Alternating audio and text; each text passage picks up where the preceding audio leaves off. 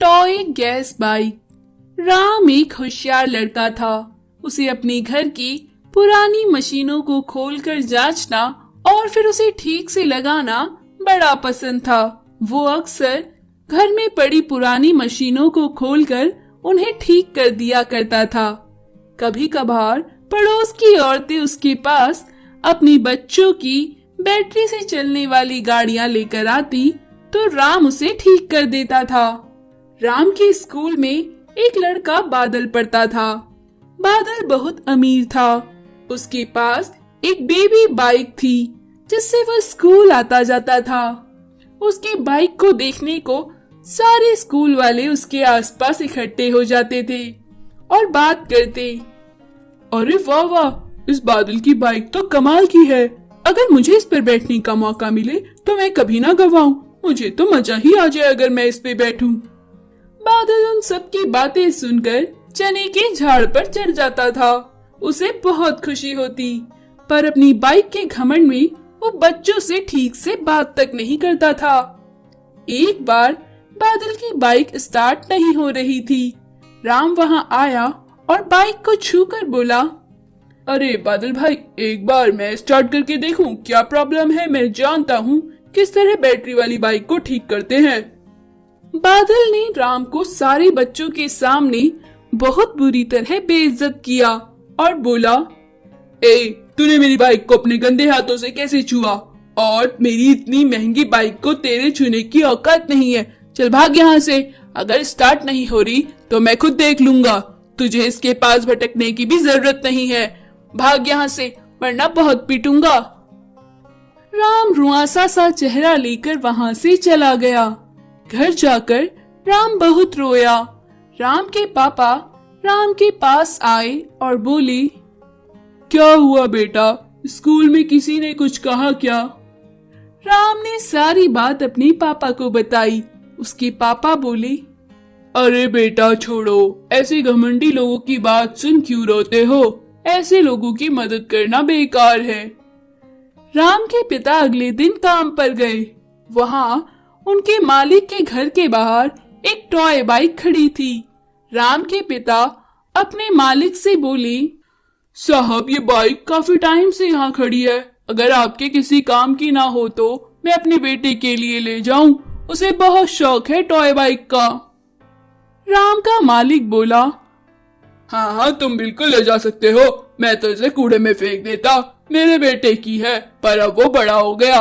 लेकिन ये बाइक बहुत पुरानी है, ज्यादा दिन तक नहीं चलेगी, जल्द ही खराब हो जाएगी। तुम अपने बेटे के लिए ले जाकर क्या करोगे? राम के पिता बोले, कोई नहीं साहब, मेरे बच्चे का शौक पूरा हो जाएगा। मालिक बोला, ठीक है ले जाना फिर। राम के पिता मालिक की दी हुई बाइक लेकर बहुत खुश हुए। उन्होंने घर आकर वो बाइक राम को दी। अगले दिन राम बाइक लेकर स्कूल के लिए निकल पड़ा और उसने अपने दोस्तों को बाइक में राइड भी दी। बादल उससे बहुत चिढ़ने लगा। अगले ही दिन राम की बाइक खराब हो गई। अब राम बाइक को धक्का मारते हुए घर को ले जा रहा था। बादल उसे देखकर चिढ़ाने लगा, अरे बड़ा मजा आया, खराब सी बाइक लेकर अपने आप को हीरो समझने लगा था।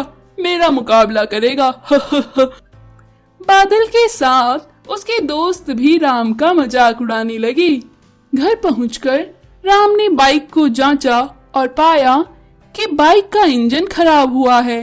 राम ने अपना दिमाग लगाकर एक छोटा सा गैस सिलेंडर लिया और बाइक पर फिट करके बाइक को स्टार्ट कर दिया। राम की बाइक चल पड़ी। अगले दिन राम अपनी बाइक लेकर स्कूल पहुंचा तो बादल उसे देखकर बुरी तरह जल गया। पर बादल के दोस्त राम की नई कलाकारी से, बाइक को स्टार्ट कराने की तरकीब से काफी खुश थे। वो उससे बोले, अरे राम, तुमने ये बाइक कैसे ठीक करी? तुम तो बड़े होशियार हो। तुमने ये बाइक बिल्कुल ठीक कर दी है। तुम्हें तो बाइक ठीक करना आता है। तुमने इसमें एक गैस सिलेंडर लगाया है। अरे वाह वाह, तुमने ये कैसे किया? सारे बच्चे राम और उसकी बाइक के साथ खेलते। बादल को कोई बच्चा भाव नहीं देता था। बादल को समझ नहीं आ रहा था कि अब वो क्या करे। एक दिन बादल की बाइक खराब हो गई। बादल को समझ आ गया कि उसके घमंड की वजह से बच्चे उससे नहीं बोलते। अब तो उसकी बाइक भी खराब हो चुकी है। बादल ने जाकर राम से माफी मांगी। मुझे माफ कर दो दोस्त, तुम्हारी वजह से मुझे एहसास हुआ कि कभी किसी चीज का घमंड नहीं करना चाहिए। फिर राम ने बादल को माफ किया। अरे दोस्त, कोई बात नहीं, आओ मेरी बाइक के साथ खेलो, मैं तुम्हारी बाइक को जल्द ही ठीक कर दूंगा। राम ने बादल की बाइक को ठीक किया और फिर दोनों खुशी खुशी साथ में स्कूल आते और जाते थे। तो दोस्तों, हमें किसी भी चीज का घमंड नहीं करना चाहिए, वो चीज कभी भी हमसे।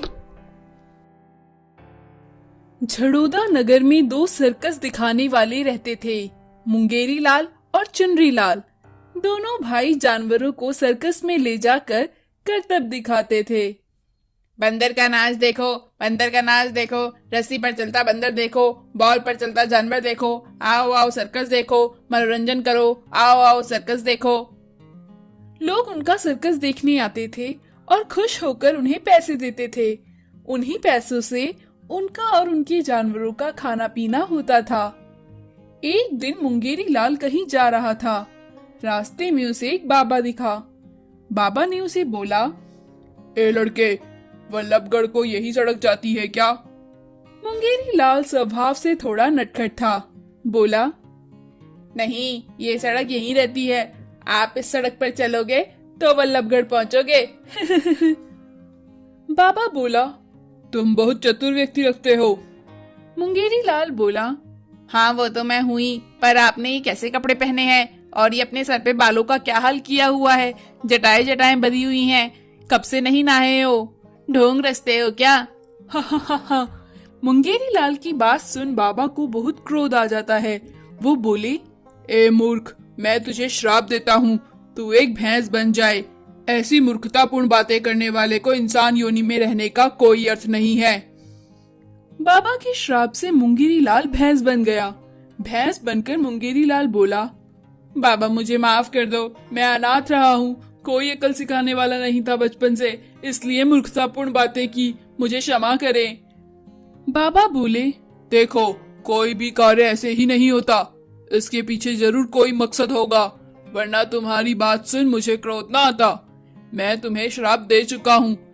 जिस दिन तुम यहाँ की राजकुमारी के घर में भोजन करोगे, उस दिन श्राप मुक्त हो जाओगे। ऐसा कहकर बाबा वहाँ से चले जाते हैं।